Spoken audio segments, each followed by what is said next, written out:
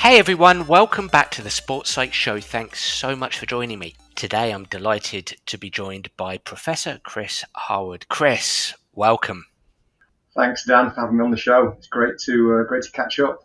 Super excited to have you on. I've been a long time follower of your research, utilised your research at the coalface. You know what? Probably every single day of my professional life. I really have. So I'm just delighted to have you on talking about, what is it, the last 25, 30 years of your research that we're going to be speaking about? Yes, it is about that. I think I probably started back around, 1993, 94 Okay. onwards. So it's back in the last century. So you are talking to a bottle, mate. Oh, don't say that. That makes us sound pretty ancient, doesn't it? Let's start where we always do, because I know so many people listening it will be in exactly the same position I am. You know, an enormous fan of your work as a sports psychologist and a sports psychology researcher. But there will also be people who don't necessarily know of you and your work. So, Chris, tell us a little bit about you. Tell us a little bit about your work. Well, I guess my career in sports psychology started mainly out through my undergraduate degree. I started at Loughborough University now, actually in 1989, and my first degree was in physical education, sports science, and recreation management. So I'm probably at the core kind of a physical education, sports science kind of researcher. And obviously, I came to Loughborough as a tennis player, which probably we'll come back to at some stage. But I, as a tennis player, I became pretty fascinated in the links between, thoughts, emotions, behaviour on the court. Learned a lot more about it as a degree student than I ever did as a player, as a junior player at that time. So I think one of the keenness that I had as a sports psychologist was actually trying to give back to my younger self when I was sort of 12 to sort of 18 years of age, because I didn't have that kind of insight that I did get when I was a degree student and a master's degree onwards. I think I became captured by probably achievement motivation, achievement goal theory at that time, mainly because of the types of ways as a sportsman I could judge myself and judge my performance and my success one way or another way, and my own experiences of that as a player, and also as a sampler, as a youngster, because I was a multi-sport kid, team sports within football and cricket, because my dad was a professional cricketer for a few years, and then swimming for a number of years, golf a little bit, and then tennis kind of took over for me probably around 12 or 13 years of age, but I didn't start until I was about 10 and a half, 11, so I was late by today's standards of tennis.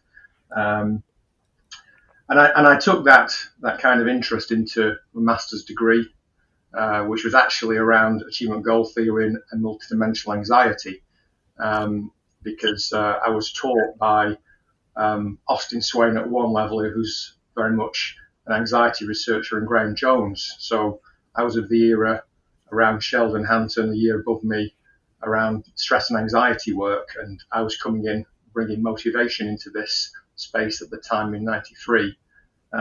So my PhD focused on achievement goal theory for the next sort of 4 years as a PhD student, but at the same time, I was head coach. So I did my PhD alongside being head coach of the university tennis team for 4 years, and also combined playing at the same time, as well as obviously then training to be a practitioner, through up until about 1998.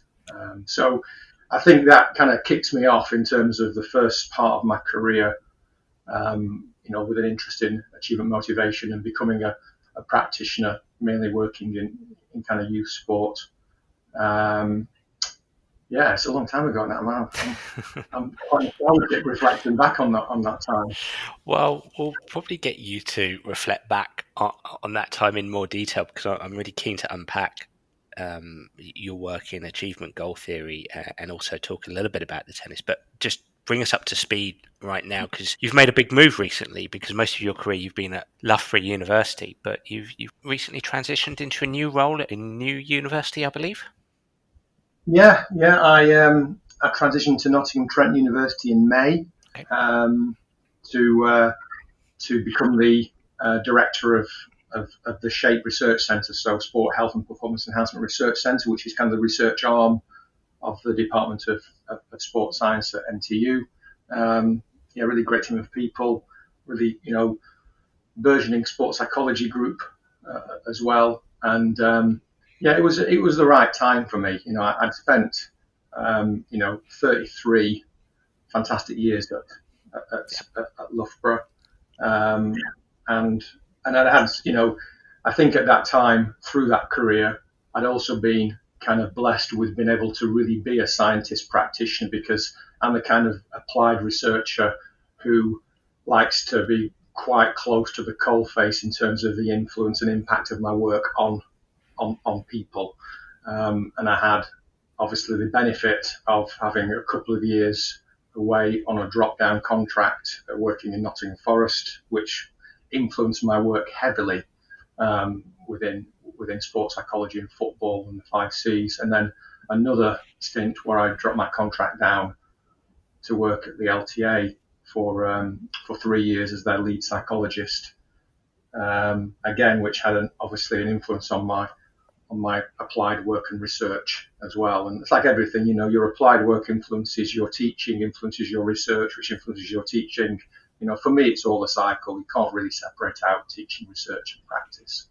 Let's get in that time machine and go back to the 90s and maybe even a little bit before the 90s, the late 80s. Tell me a little bit about your tennis, please. Tell me about, what level did you actually get to, Chris? And, when you reflect back, I think you've already sort of alluded to this already, when you reflect back from a mental perspective, as you started to learn about psychology, did that have a real positive impact on your performances? Yeah, as I said, I started late. I started competing probably around about 11, 12 years of age. I had good hand-eye coordination from my dad, probably from cricket. So I was always good at hitting things, Okay. Whether a golf ball or a cricket, ball. But I actually took to tennis, and I made it through to sort of county level by 12 quite quickly, then regional, then played national standard juniors. I guess in our money, it would be a little bit like kind of the level of a county cricketer, in the sense that it's kind of the highest level of tennis you play without necessarily going, full-time pro on the circuit. I had a really good successful career at Bucks in British universities. So myself and partner, we won British students doubles. I actually won the singles at Bucks in 1996 as a PhD student coach. So that was a highlight for me, representing Great Britain because of that, because of winning Bucks singles. National level senior, player, but not quite international pro, and now play county tennis for the vets. So I have a fairly good kind of throng of friends and colleagues and teammates playing vets tennis, as well now. But I think kind of going back to my junior days and my interest in psychology, I kind of had this, high effort, high thirst for learning mentality, and so probably because I was a late starter catching up actually, and so I'd play matches and I'd come off court and I'd really feel a sense of satisfaction from improving my skills, even if I'd been beaten by potentially a better player. So I really enjoyed that kind of process of competing and the challenge, even if I wasn't necessarily coming off always with a win in there. But as I got better and as I improved over time, whilst I always drew that sense of competence and satisfaction, achievement from kind of the endeavour of it all, and the improvement of my skills and shots, and also maybe the kind of the level of the performance that I put in. I began to start feeling a bit of the pressure of proving my ability to others, as it were, or having to compare well to people. And I think tennis is a wonderful sport for that, in terms of putting you up against someone else and measuring you by the outcome, without giving you any personal best scoreline. You don't get any style marks for your volley or score for your serve. You get 6-love, and that tells the audience, okay, well, that person got well and truly beaten. So I started experiencing kind of the the pressure to achieve in different ways than just achieving the sense of improvement and the sense of progressing a skill. And I guess that got me into achievement goal theory when I was learning about it in my undergraduate or in my master's degree studies.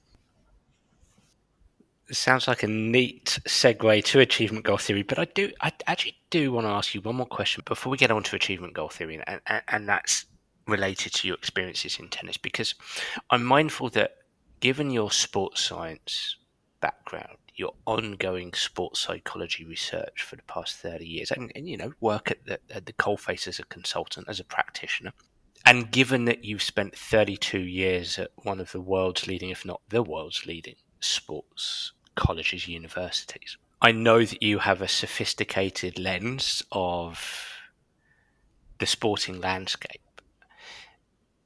I'm interested in your thoughts on yourself in terms of your tennis. Why were you not Tim Henman? Why didn't you make it to the very highest level? Why weren't you Andy Murray? What was the difference, or your perceived difference? We probably live in this world where there's this interesting juxtaposition between lots of people sort of in very simplistic terms talking about you can achieve anything with hard work and good quality work. And yet we also live in a world that puts talent on a pedestal as well. So this is interesting contradiction in this landscape. So, with all of your experiences and all of your knowledge in that melting pot, assess yourself. Why were you not Tim Henman? Why were you not Andy Murray? Obviously using British tennis players here as an example. Yeah, I think if I reflect back to the state of the system of British tennis at that time and my late developerness of it, my honest, well, there's a few factors there. Number one, I think there were very, very few, I would say, kind of national academies, talent development environment and hubs then, back in the mid '80s. Yep. And I think, with all due respect to them, probably those centres that existed, which probably Bisham Abbey, for example, at the time, had selected those kids who were already performing well.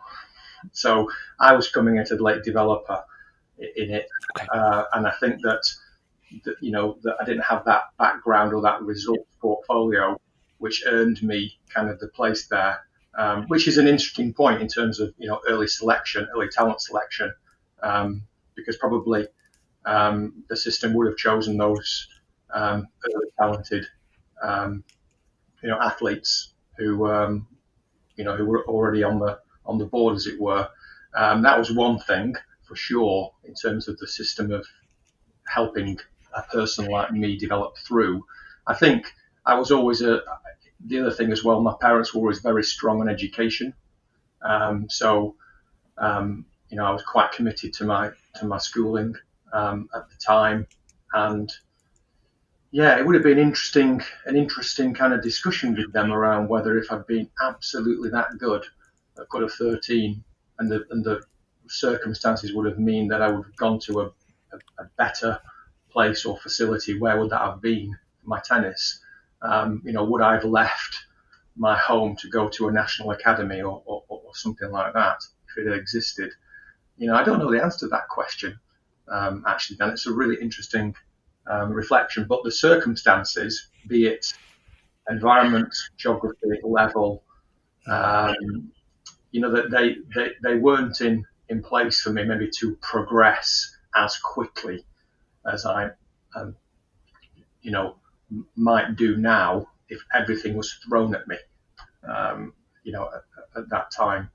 Um, I think that the one observation I do have about tennis is that personally I do believe that you can be successful um, as a later developer into the sport. I certainly played my best tennis when I was in my 20s. So for me, transitioning through from Loughborough from like 21 years of age to 25, 26, that was my best period. To a point of winning the national student, kind of championships, and so that kind of a sense of having the mental and cognitive, readiness for the circuit, readiness for the training, and knowing that kind of from a physiological point of view, at least, if you've got quite a few years left in you to develop yourself and progress through the game. And obviously Djokovic, Federer shows that now, even more so. Yeah. Kind of within the right circumstances, and if you ran the right experiment, not that people want to create that experiment, because they still want success relatively early.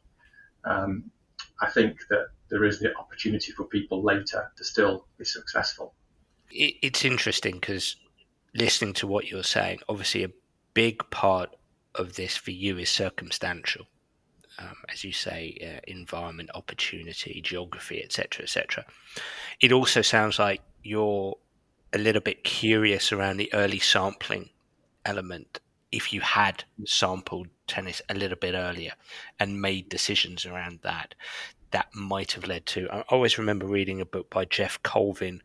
Is it Talent is Overrated? Jeff Colvin's book. Yeah. It was one of the first sort of books around, not sure about talent, hard work, and that kind of dichotomy, which obviously we now talk about being far too simplistic. But one of the things he picked up in his book that I really liked was this notion of a multiplier effect.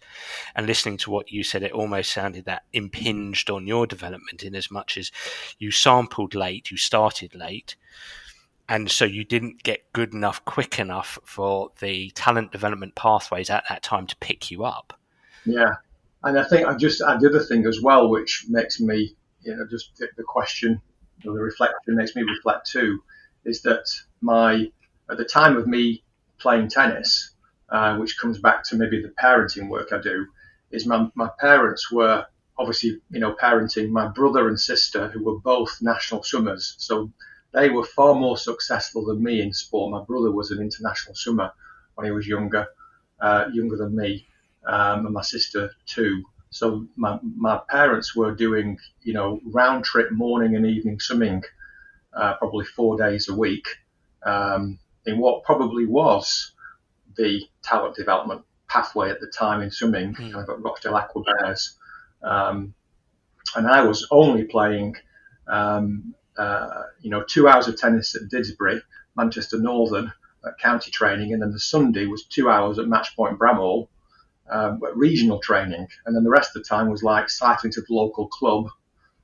See you later, Mum, in about 8 hours time. Yeah. Because obviously we were just like let out of the house, and playing like unsupervised tennis with my mates. So it wasn't kind of structured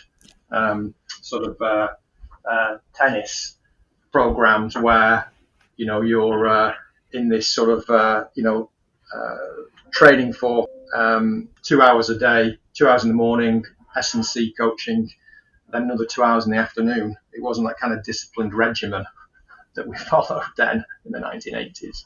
It wasn't essentially deliberate practice. Yeah. Really interesting, and I could probably talk to you about that for a lot longer period, but I'm mindful that I want to move on to the things that we're actually here more specifically to speak about. And your work, it's vast and it's fantastic. It's positively and heavily positively influenced my career and what I do at the coalface. To incredible contributions you've given to sports psychology and the sporting landscape globally has involved an work around and advancing a specific theory, and that's achievement goal theory, and the introduction of a really important mental skills framework, or at least what I would describe as a mental skills framework, the 5 Cs. So I'm keen for the remainder of our time together just to speak about these things. Now, you've mentioned achievement goal theory as well, and for many people listening in, they'll go, yeah, I know about that. Probably the sports psychs listening in.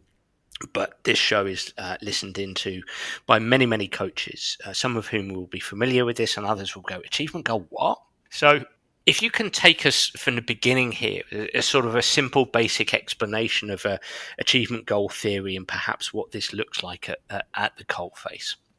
Yeah, I mean, I always, for those people who aren't as aware of achievement goal theory, my reading starts off with John Nichols's work. This is back in the 1980s. And he talks about kind of achievement goals being really related to, the best way he puts it is the meaning of achievement to the achiever in a given context. So it's the personal theory of achievement that we have when we go into a task or a situation.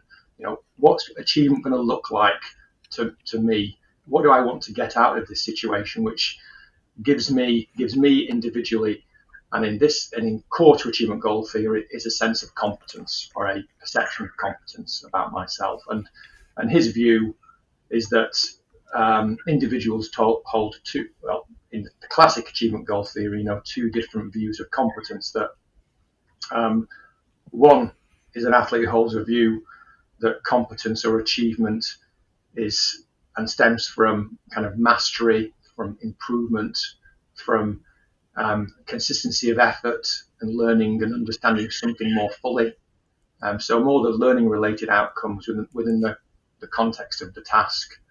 And on that basis, the perception of your competence is very self-referenced. It's me then, me now comparisons. So the simplest way we look at it probably is if individuals basically view improvement as a source of competence. That if I've improved in myself, then I've gained a sense of ability, feel good about myself just through improvement. But it's a little bit broader than that. It's a little bit more, I want to say humanistic, in the sense it's about embracing, understanding something more fully. It's about embracing the fact that, a life well lived is kind of one where you're always learning and there's always an opportunity to develop yourself. So he's very much defining task involvement, as the term goes, as someone who views achievement in that way. But that's obviously paralleled by ego involvement, where in that state the individual, in this case the athlete, they hold the view that personal competence or achievement stems from the demonstration of superior skills or performance compared to somebody else. So it's a normative comparison to others of your performance in the context that you're participating in. Or indeed, and this is the interesting piece, it could be achieving equal performance as somebody else, but with lower levels of exhibited effort. Okay. Because if you achieve the same performance as somebody else, but you find a way of showing that you did it with less effort exerted, then by definition, you prove and show to yourself you've got higher ability than that person.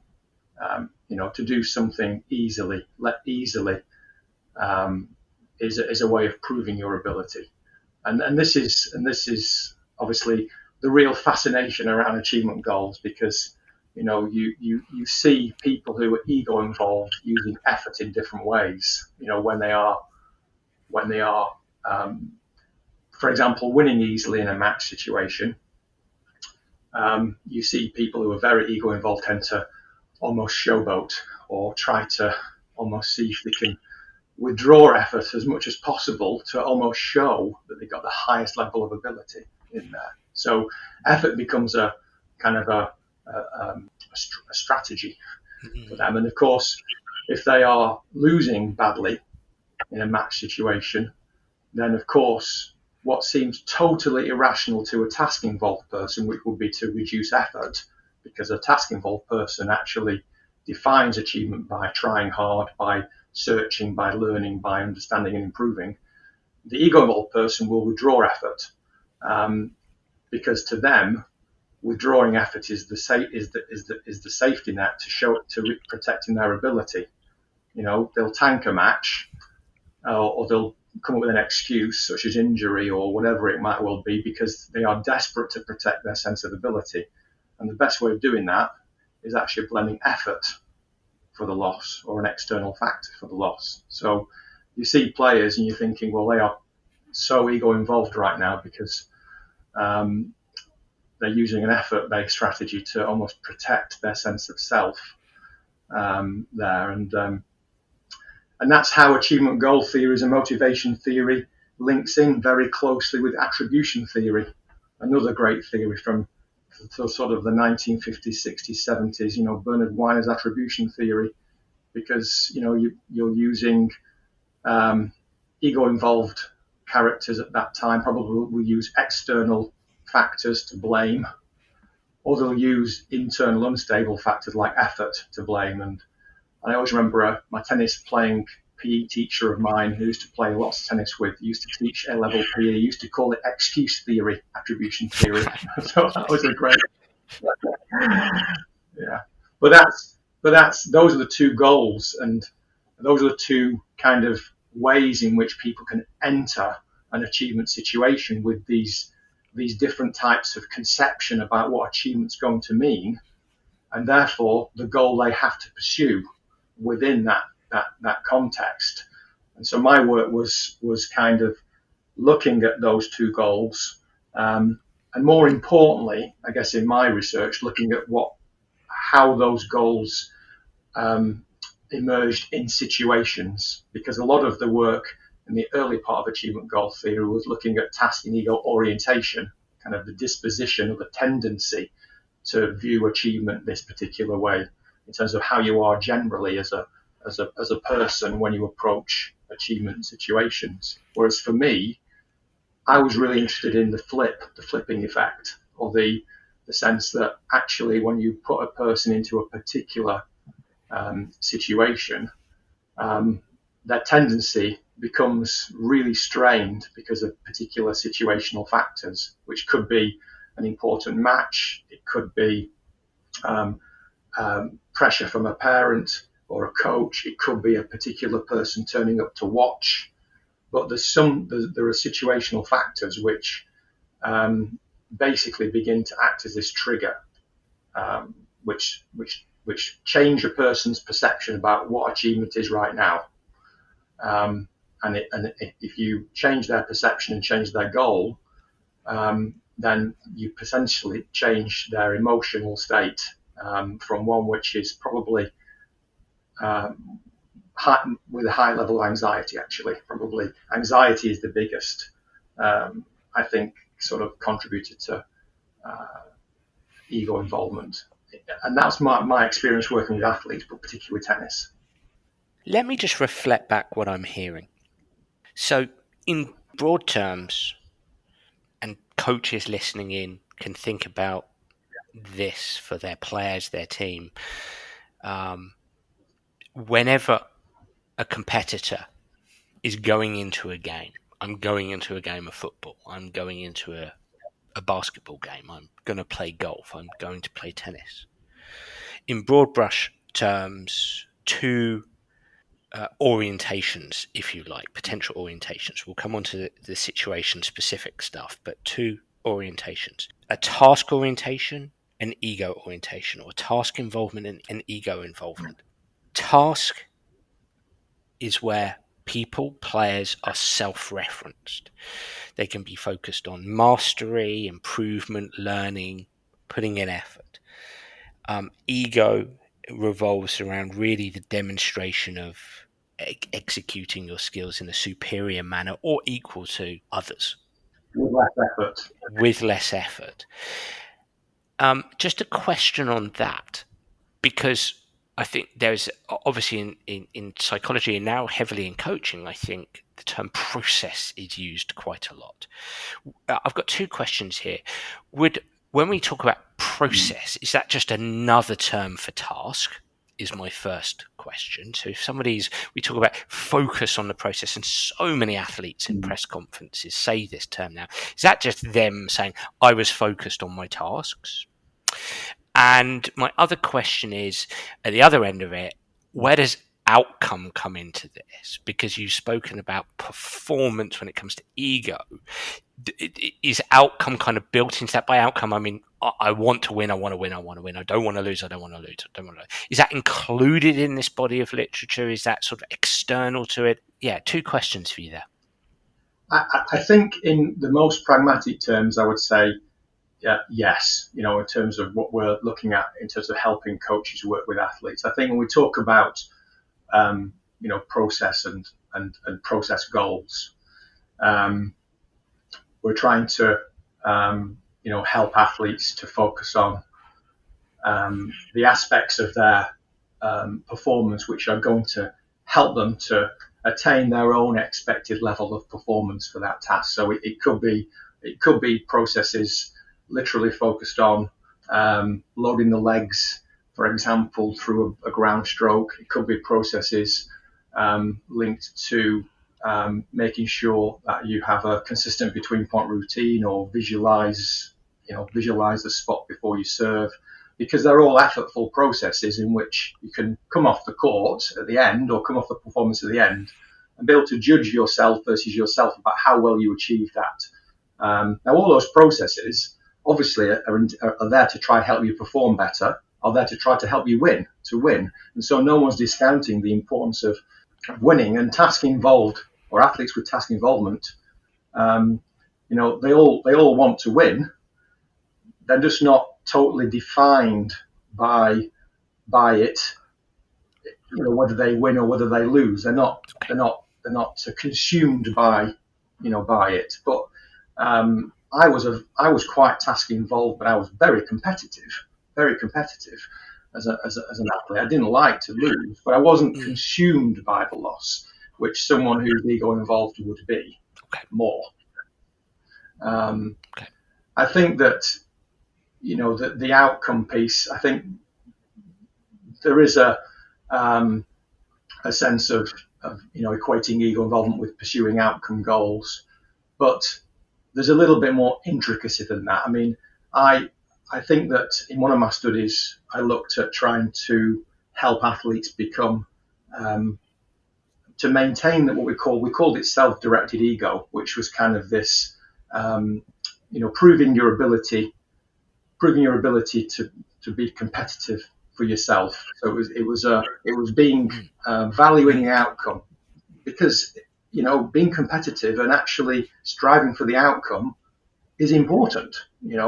I'm a big believer in competitiveness in that sense, but doing it the right way and actually understanding the right way of going about it. But the internal valuing of being competitive against the opponent is something to achieve an outcome is a critical part of sport in that sense. But where you have ego involvement, it's about the concept of proving your ability, not proving your ability yourself, but also sometimes proving your ability to others, and having this kind of sense of having to manage your impression and manage the perception that others have of you, including your parents, maybe your coach, by having to win. And in some cases, you could actually achieve an outcome. You could actually win a match. But if you didn't win a match, for example, with the right scoreline, or didn't win a match as easy as your parents expected of you, for example, then you could achieve an outcome goal, but you could still fail in terms of your ego involvement. If you get my perspective in that, so it's not just about the outcome; it's about the criteria which you use to define what a sense of competence and achievement means to you, and sometimes that is dictated a little bit or influenced by the significant others around you and the climate and the motivational climate, which is probably where I went into after that work is created for that athlete, because motivational climate is everything, I think, in that sense. I've always loved this body of literature, Chris, because working with clients in all sports, I've always found it really useful to have conversations around their optimal mindset for competition. And it's interesting. I mean, only the other day I sent some videos on WhatsApp to some clients. It just so happens there's something about American basketball players. They tend to be very eloquent and quite eloquent around this area. The late, great Kobe Bryant and Michael Jordan, I sent a couple of videos around what they were talking about. And they seem to be prime examples, at least from the outside in, at the very surface level, of two competitors amongst many great competitors who seem to be able to hit the sweet spot between task and ego, and maybe this is a neat segue onto your work around the situation being important. There's a good little clip that I sent through of Michael Jordan talking about, answering a question, who is your greatest ever competitor? And he piped them. First thing he said, well, it's me versus me. I've got to win the battle against myself. There's 80 odd games a season, and I've got to find a way to stay motivated. Yet at the same time, anybody who's watched The Last Dance and anybody who knows anything about Michael Jordan would say, that he used trash talk as a way to shift his emotions, his feelings, if we're going to talk in very simple terms here, and motivate him on the court. Coming to the late great Kobe Bryant, there's so many clips out there of him talking about learning, improving, mastery, the Mamba mentality, as he calls it. So many great clips, and yet he also talks about leadership being a very tough place to be in. You've got to be competitive in every single session. You've got to try and beat your teammates out there to have the kind of mentality to take into game day. There's just something about these players, and you can talk about Federer being the same, and Djokovic being the same, and Nadal being the same, the Williams sisters being the same, Navratilova, Steffi Graf, taking it from tennis. These people tend to linguistically and perhaps cognitively, affectively, emotionally hit that sweet spot between the task and the ego orientation. No question, but just a bit of a long ramble. What's your thoughts? Yeah, and I think that one of the interesting features about achievement goal theory as well is kind of the way in which we try to explore the fact that people can be both states. That we talked about the orthogonality of achievement goals, that you can be high task, high ego. It wasn't just you're either one or the other. You can be socialized and dispositionally value and reflect on both conceptions of achievement, and in some cases they might well carry very equal weight in a person's mentality and mindset, and that's kind of the sweet spot, the beauty of achievement goals, trying to get at that that high task, high ego mindset, which probably and in the research comes out probably as the most productive kind of performance orientated balanced mindset to have. I think that tops it off in terms of what most coaches, most athletes would recognize is probably the right mindset to have. And I think when you're going into a match situation, I think and this comes into some of the educational work with young people. It's partly actually helping people to become aware as adolescents of the demands of the sport and help them to understand why they might think and feel in certain ways in their sport because of the sport's demands, and therefore what kind of mindsets they actually might carry, so they become empowered to understand what's going on for them in that moment. And when you have an educated teenager who starts to realize where their thoughts and feelings are at, and often it's very influenced by the motivational state that they have, because everything starts with motivation from my point of view, and sometimes your thoughts and emotions start with, well, what's your intentions here, and what's going to give you this sense of achievement and success. And if it's the wrong intention, or if it's an intention that's quite uncontrollable and pressurizing, then that's why I'm thinking this way, and that's why I'm feeling this way. I think the top players and the athletes in the world, when you come across high task, high ego, after the fact, it's how you, I think, process and reflect upon the performance after the fact and gain a sense of meaning from the competition, that you go into a competition, highly competitive, highly process focused, and then after the competition, I think the best, and this is where the task orientedness of someone comes out, you'll then go and debrief and you'll learn from the experience and try to unpack it.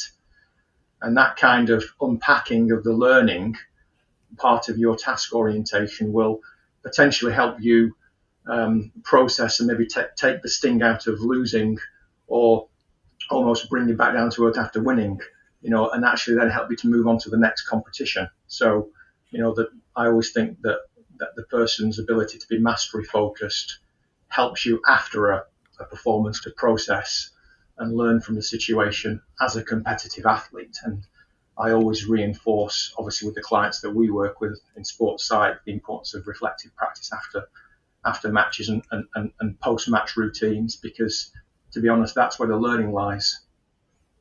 Yeah, and as you're speaking, I mean, it's making me think of, is what we're speaking to here in part the definition of an intelligent competitor? I think, we talk about sporting intelligence revolving around the perceptual cognitive side. We revolve it around tactical understanding, tactical execution. But, going back to that example from Michael Jordan, I'm thinking about, there's somebody who is very alive to his mental state. Where am I right now? And although there's lots of definitions of mental states, being task oriented, being ego oriented, again, in simple terms, where am I right now? Do I need to shift here? Do I need to actually, for him, do I need to trash talk somebody to start to feel differently here? That's an intelligent process, isn't it? It's an instrumental form of aggression rather than just a random form of aggression. So it strikes me that what you're speaking to, especially when you talk about reflection side of things, those self skills, the self-awareness, the self-control, is built on a diet of self-reflection and self-development. It's the intelligent competitor we might be speaking to here. Yeah, and of course, I guess you would argue that kind of the reflective practice piece after a match or after a competition is kind of the reflection on action skill. And then, when you do that very well in the moment, the intelligent athletes become very good at reflection in action, and within the 25 seconds in tennis terms that you have to prepare yourself for the next point, because it is essentially a series of 120 to 200 points, depending on how long the match is, and you've got 25 seconds to, to reflect and process in ways which allow you to be 10 out of 10 for the next point coming up before you start it. So that reflection in action in terms of the best mindset, the best mentality to have for that point coming up, is critical, because, I know in my sports, and even me now, I tend to time travel. Tennis is a great time traveling sport. I can time travel 4-1. I can be 3-1 up, serving at 40 love up, and time travel to 4-1, sitting down at changeovers, and I have to correct myself, thinking, Chris, you're 3-1, 40 love, you're not 4-1 yet, mate, sitting down. So and that comes with practice. and skill, I think, to do that. And it comes with a lot of post-match reflection as well about how the match went for you, the journey of the game. I played a sport in golf that's equally as demanding from a time travel perspective. Make a couple of birdies on the first few holes, and I thought I was shooting 60. Make a couple of bogeys, and I thought I was about to shoot 80. I was going to say 90. Then that was still possible for me as a pro golfer, I can assure you. But before we finish our conversation about achievement goal theory, I know a close relative to this theory is motivational climate, which for me is multiple things. It's the language used within an environment, let's say within an organization, within a team setting, that subsequently influences what athletes focus on, whether it's task or it's ego. But so much of my work, whenever I've stepped into a football club, a rugby club, basketball, whatever, especially team sports, and it's not to suggest it's not influential in individual sports, but team sports, the language of the coaches, the language of the organization matters. And when it tends to orient towards striving to be better than the opposition, striving to beat the opposition, striving to win, essentially, that comes with a danger sign as far as I'm concerned. Again, a very simple look at that, but would love to get your thoughts on the relationship between motivational climate and achievement goal theory. Well, motivational climate is essentially one of the subcomponents, partner mechanisms within achievement goal theory. Okay. Popularized, by Carol Ames in the 1990s. The original book, the original Motivation in Sport book by Glyn Roberts, we had chapters by, Glyn, by Joan Duda, by Carol within there. Still a great read, even though it's like 1992.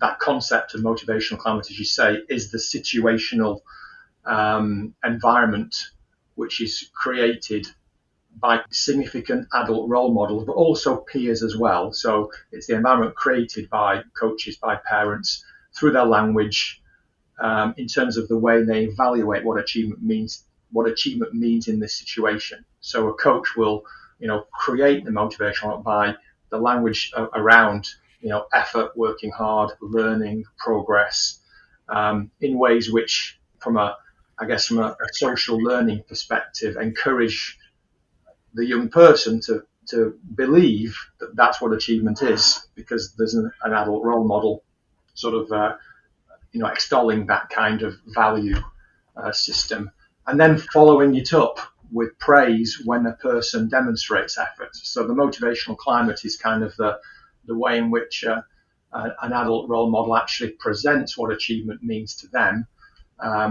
to somebody through their language, but then evaluates and praises in a way which is aligned with that. And of course, we talk around parent-initiated motivational climate. We talk about coach-created motivational climate. And of course, the research on peer-created motivational climate, because, with adolescent athletes, the peer motivational climate, because of their psychosocial, their stage of development, is actually critical.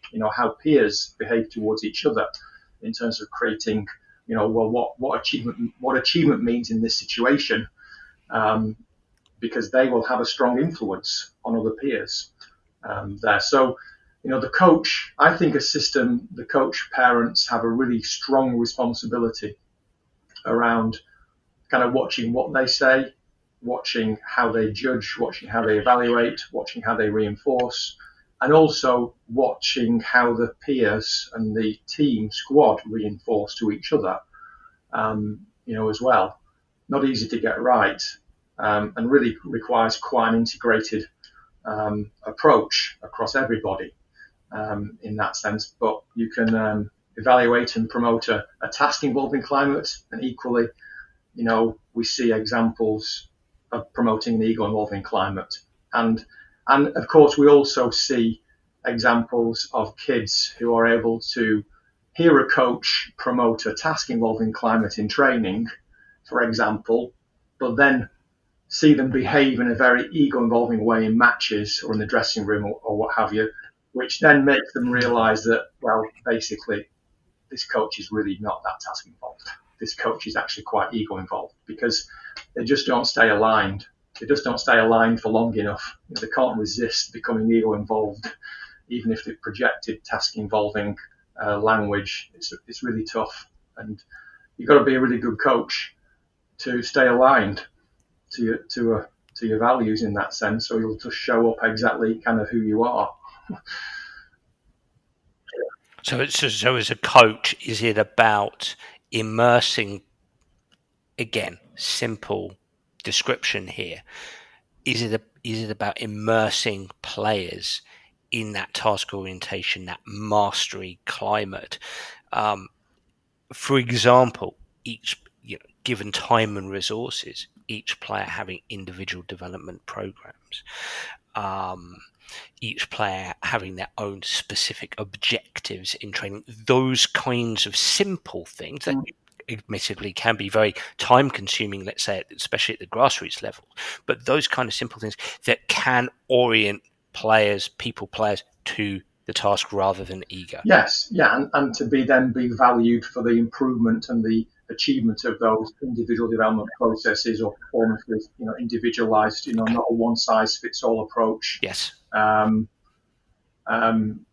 So you come across as a coach who's really extolling this, we sometimes call it this improve, not prove mindset.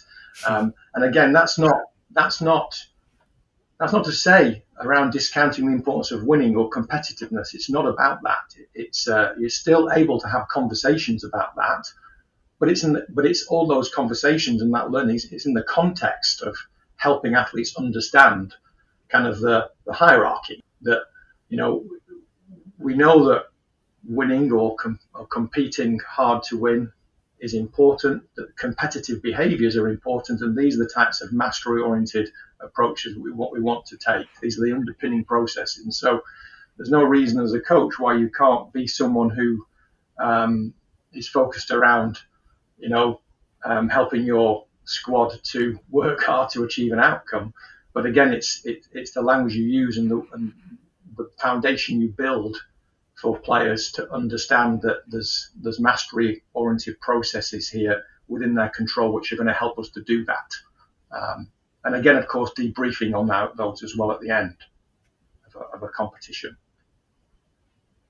And listening to what you're saying, the phrase that immediately comes to mind, and I probably borrow from Dr. Martin Turner, who's been on the Sports Psych show a few times, talking about rather than I must, I'd like to.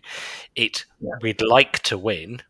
What have we got to do to give ourselves the best opportunity to win? What tasks are we going to immerse ourselves in? What competitive behaviours have we got to display?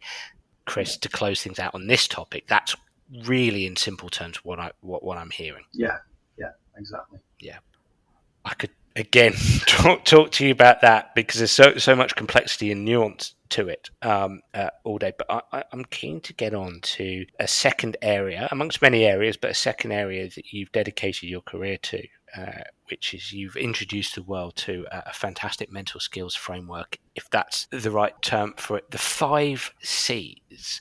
And although this isn't necessarily a framework I overtly use at a coalface, a number of times I start reeling off, well, what we're helping here is control and confidence and concentration and all of the C's. So absolutely, very, very much your work. Tell us a bit about the genesis. Well, what are the 5 C's and the genesis of the work on these 5 C's?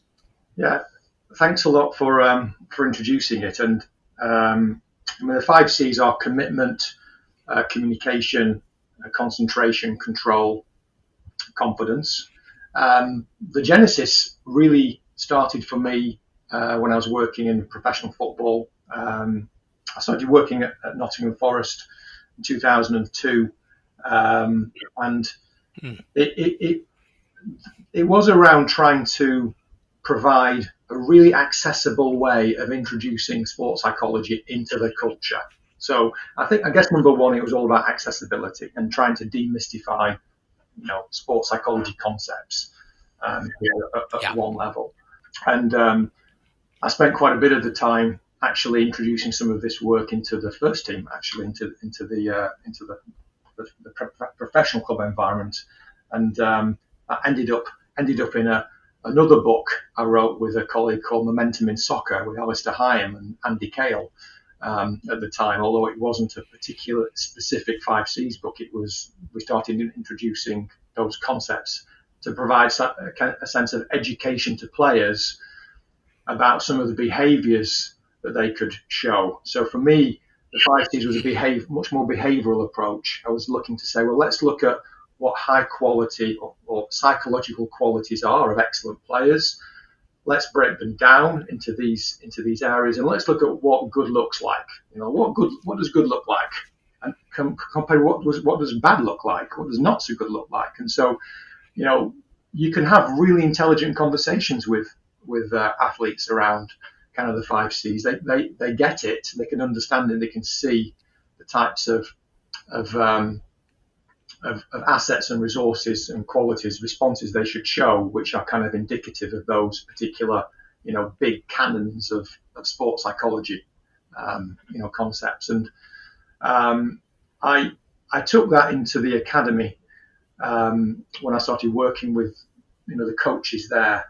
And again, it was really trying to create an identity for psychology within the academy, because as you might well know, in football academies at the time, it kind of quite a heavy technical, tactical, physical focus. Coaches talk about the importance. Coaches use psychological terms all the time with their discussion around players, but the degree to which is actually a structured program of actually saying, okay, well, what are we doing about this then? That wasn't really there. And so the first sort of paper and applied project I did out of Nottingham Forest was based around actually building coaches' confidence to integrate psychology into their normal coaching sessions. So, for me, I looked at the key concepts that I thought they weren't just important from a mental skills point of view. I think the way I badge the 5Cs, it's more around kind of the psychosocial skills that are, yes, they're important for football and performance, but they're also very important for life. They're also very important for, coping with the challenges that a young person are going to be facing through their transition into adolescence and out. And for me, it's a really important project because I saw so many players released from academies, or athletes who maybe narrow their identity a lot without necessarily developing some of the psychosocial skills that might well help them, to cope and transition for later life out of the academy. And so the way that I created the program was a sense of, let's look at some of the behaviours that are important for players to develop in football, and how you can coach and influence those behaviours within training sessions to emerge and to be valued, a little bit like task involvement in many respects, because the commitment C is basically achievement goal theory. Essentially, commitment C is basically task involvement, and then also reinforce that to children, in other domains. So when you're talking to your children, not just talking about it in football, but talking about it in terms of their school life, their social life, and try to bring a discussion around those qualities out within other settings. And so it started out as a way of trying to integrate psychology into the coaching climate and introducing one C at a time to coaches to then consider exactly the types of behaviours that mattered to them, that they wanted to develop in kids, and then thinking about the strategies in terms of session management and pedagogy, which would help them to create an opportunity for players to then see, this coach really values communication skills, and actually encourage players to actually work on those strategies within the session, ultimately. So that's the way it kind of started out. So would a coach implicitly program this into their sessions, their activities through their session design, and explicitly work on it through their coach behaviors? Is that kind of how this works?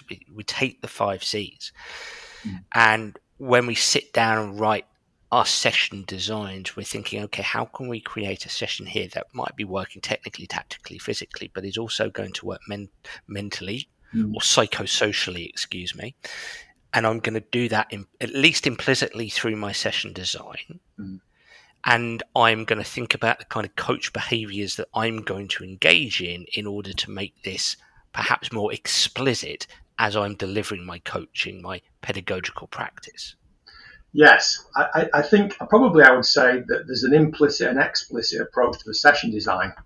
So yeah, okay. you're not. We weren't necessarily changing the curriculum. Every academy will have their 6 to 8 week curriculum in terms of skill development, technical, tactical, and the challenge to coach was saying, okay, well, and again, this was once coaches had been introduced to each C. We did in the original paper, we did 1C every 3 to 4 weeks, and they went and practiced that, and then they went through all of the C's by the end, and then really it was up to them ultimately how they wanted to, to integrate a particular C or multiple C's or particular behaviours they wanted to help to it was their choice then, but it wasn't about changing the session plan from a technical return point of view. It was trying to say, okay, well, how can I build a psychosocial return to the children into this session plan that I'm doing technically? So it could be around a particular, small-sided game or a set of game-based conditions, which they were going to do anyway, but they would include maybe a particular strategy around communication in that particular game. So there was some, I would say, kind of more implicit, explicit session time to session plan. But then the explicit element which comes through during the session is the way in which they reinforce, the way in which they praise and empower peer support. I mean, in the book that I wrote around this in terms of coaching psychological skills in youth football, we introduced the progress model, and the progress model was a kind of an acronym or a mnemonic, which helped coaches to think about the different strategies from promote the C at the start of the session. So have a conversation at the start of the session about the C and the behaviours, role model the C, provide ownership where you give players the chance to set some drills themselves so they could work on what they wanted to work on, and then kind of the grow, reinforce and empower peer support was all about the way in which the coach would reinforce when they saw a behaviour in a child that had been set up at the start, but then also empower peers to support the peer. So it was empowering teammates to support teammates when they saw that behaviour, and then support the supporter, which is kind of praising the peer for praising the peer. And then the final like self-review, which is closing the session down and spending the last 5 minutes doing reflection of the session with players about what had been learned through the session. So in many respects, they were simple pedagogical coaching practices, which were, helping the coach to manage the way that peers supported each other, but the way that the coach would then begin to influence the kind of value of that behaviour through their reactions and their actions, in the session, if that makes sense. Yeah, no, it's really interesting because it made me think that the progress mnemonic, it made me think of what a coach is doing there, and the coach is helping. If the coach is doing it effectively, they're helping the player build a procedural and a declarative knowledge around them. The psychosocial sides of the game, the what of the psychosocial sides and the why, as well as building in leadership practices and teamwork practices around psychosocial or around even mental skills within the session. So it's I do love the word sophisticated when it comes to this stuff. It's a more sophisticated, more holistic, multi-dimensional training session, essentially, rather than, hey, we do a warm-up, we do some physical stuff, we do a little bit of technical stuff, we do some tactical work, which, dare I say, it might be the old school way of looking at things. Yeah, yeah. And the way we've taken it forward as a framework into youth football academies over the years, particularly working with Dr. Carl Steptoe, Mm. A Loughborough with me. Um, we've really wanted to try to create the opportunity for academies and for heads of coaching in terms of coach development to sort of film coaching sessions, mic the coaches up, try to really provide kind of a sense of being able to develop and provide feedback to coaches in terms of their implementation of progress in their coaching sessions. So it's not just like we're going to on the pitch and do a coaching session and see you later. It's kind of, okay, well, let's if we believe in the model and believe in the importance of thinking about, well, how did I help my players and my kids to achieve a psychosocial return on that particular session today, and then reflect back on it. Well, one of the ways is using an evaluation of the progress model to say, well, you did that really well, that could have done this a little bit more, and that therefore it becomes reflective, and it becomes very much a kind of a mastery-oriented approach to coaching, because you're looking at the way you can develop yourself as a coach set against the outcomes you set, for the children in that session. I think it's so important to make it as overt as possible, and respecting different age groups and what different ages can accommodate. Obviously, that one 12-year-old has a different cognitive development to another 12-year-old. But my passion has always been, and it's reflected in my writing, my work, this podcast. I'm passionate about coaches making psychosocial, biopsychosocial, mental skills as overt as possible within their coaching practice, because I want young players or players from in talent development pathways from the youngest upwards for themselves to build a passion for the mental, the psychological and the psychosocial side of things. Because I suppose my lens is slightly skewed because coming from golf, which one could argue has the most amount of literature dedicated, within a specific sport, you do a basic Amazon search for golf psychology and you get numerous titles back, and it hasn't quite been, I'm not saying it hasn't at all, but it hasn't been as adopted in other sports. So when I stepped into the world of football, soccer, for instance, 18 years ago, I felt that there was a real, obviously you were doing your thing and building this at Nottingham Forest and starting to build it outwards, with the English Football Association. And I felt, wow, I want these players to be really passionate about how can I get better mentally. And so I think that for me, Chris, the more overt that coaches make this, whether it's the 5C framework, whether it's any other framework, I just think that that's imperative for the promotion of sports psychology, and for participation, engagement, progression, improvement, and performance competitiveness in sport. Yeah, I would agree, and I think that I'm a kind of a big believer in just this opportunity to help athletes with this kind of psychosocial literacy, this kind of knowledge and understanding about what personal and social competencies are, and what they are to influence the development and performance and athletic development in their sport, but also what they are, which actually has a transferable impact, for other life domains ultimately. And see, I think that begins with, proper educational programs, for kids from sort of, 12 years up onwards in there. And my heart, I'm very much it's a psychoeducational model, and I'm very much an educational sports psychologist. So to me, if I think back to what I didn't have as a tennis player when I was 12, it's kind of, maybe what could be integrated more is again more effort and endeavour from governing bodies, coaches, practitioners, and it's not practitioners, it's more governing body funding around the time to educate young people around some of these concepts, and then have them experience those concepts, reflect back on them, etc. As part of what I would call really effective paediatric sports psychology. It's really interesting you say that, because, and I'll try not to get on my soapbox here, because this is an area that I'm quite passionate about, that you're a psychoeducationalist and I align myself with you. And there were many great coaches out there using a vast array of models. If you take, for instance, a constraints-led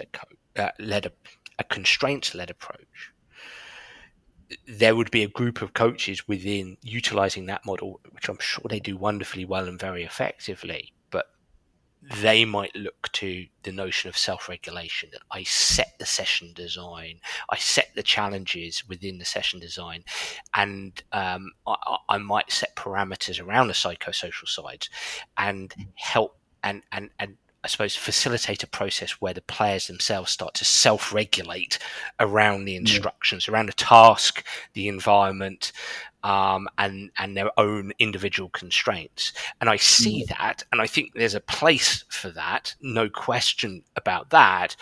But I'm with you. I think this has to be overtly done. And maybe I have a similar background to you, in as much as I don't think I advanced my golf quick enough because I wasn't exposed to this kind of psychoeducational program early enough.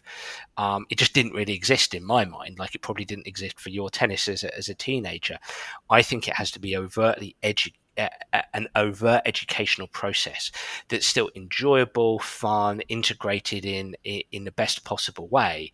But I'm less convinced at that sort of just constraint self-regulation process as being the overarching way to do it. Yeah, and I think if you look at the literature on life skills, like life skills development, they would probably come down on the side of the more explicit life skills approach, that if we want to try to change behavior or try to improve these qualities, we have to be a little bit more explicit about and intentional in terms of our education to people. But that's not to say that the implicit approach in their language hasn't got a place. It's kind of the Dan Gould's sort of line around, is it taught versus caught, type of life skills. Because I think there is a place for that, and of course the combination of the two to me is what works, because I can, for example, implicitly create a set of conditions for tennis players I work with around manipulating the scoring system, providing them with one serve onlys, reversing the score line, 2-point games, not 3-point games, or ways in which you can add pressure to a scenario. But my sense would be that sooner or later, in terms of providing like high challenge, high support, you also want to explain why you're doing something, and also want to try to integrate particular strategies into that player, so they obviously maximize the learning from the conditions you are setting them in there. So I think there's a place for both. And as a former coach, I would have probably used kind of a constraints-led approach and set particular conditions to see what emerges. But my experience tells me, now that I would rather value setting the education up for them, providing that, to them. A final question, and actually a respectful request. Let's close, if we can, on sort of 2 or 3 bits of advice for coaches out there around the topics that we've spoken about. That can be from achievement, goal theory, motivational climate, it can be from the 5Cs model. We might be in danger of repeating some of the things that we've said already, but reinforcement is a good thing, I think. So, yeah, between 1 and 3 final hints, tips for those listening in. It could be the coaching landscape, it could be the parent landscape if you'd like, or the player landscape. But yeah, what would your 1 to 3 hint tips be?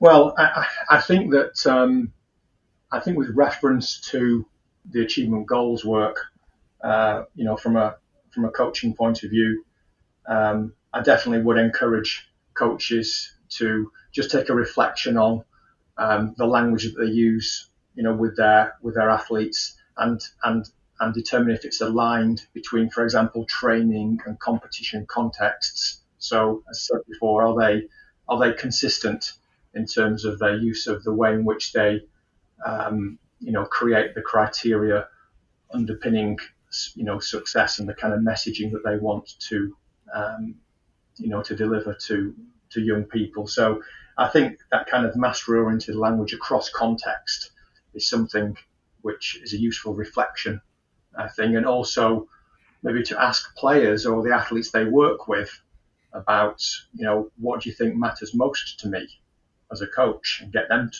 talk around what the athlete's perception is of the coach, and so engage that kind of dialogue. I think that's one thing that I would, reinforce. I think that, with respect to the 5Cs and where we've taken this, I think every coach will have kind of their own view about kind of what good looks like from these 5Cs. And of course, in the work we do with academies or with sports, we openly admit that every particular culture will have their own definition about, and maybe with their own stage of development of their child. Under 12s, for example, could be different under 16s, about kind of the behaviours that they feel are important for the child to develop in or show with that particular C. But can you involve the player as well in kind of the discussion around that? So kind of you'll have your own views and expectations, but what do they think good looks like, and what are their expectations and views of themselves? Because I think in terms of the actual development planning work, development-wise, that we've done with IDPs, it's trying to get coaches and players on the same page in terms of what good looks like. So I think, that's a piece of relationship building work, I think, will be useful for coaches from that point of view.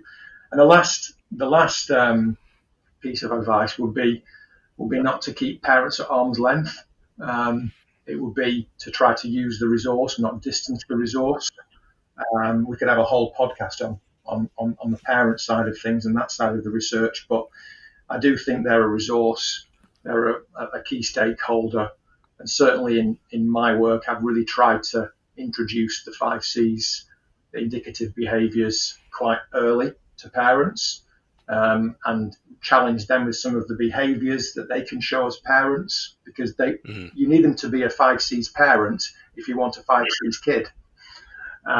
So there's a responsibility on their behaviour, and they get it. Whenever they're educated around sports psych in that respect, they really jump on that and really thrive on the understanding that the ways that they can behave as parents, which help their kids' psychosocial development. So I would not lose that resource as a coach and bring them into the integrated family, as it were.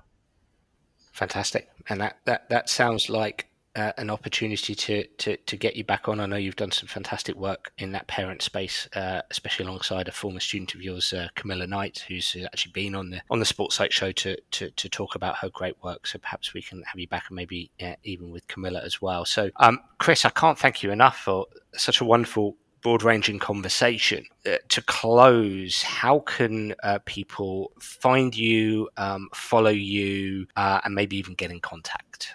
Yeah, well, my obviously email address at NTU is chris.harwood@ntu.ac.uk. My X handle is at Chris H PhD. I tend to post, maybe not quite as much as lots of people post, but I tend to post and repost, relevant stuff where I can. And the 5Cs website is, I think, www.the5cs.co.uk as well, that people can obviously can go to, or send me a message. And of course, anyone who wants to read a lot more than the book, Coaching Psychological Skills in Youth Football, which is more team sport football oriented, is obviously still available on Amazon for people to dive deep into that space. Perfect. Chris, thank you so much for the conversation today. Thanks a lot, Dan. Excellent.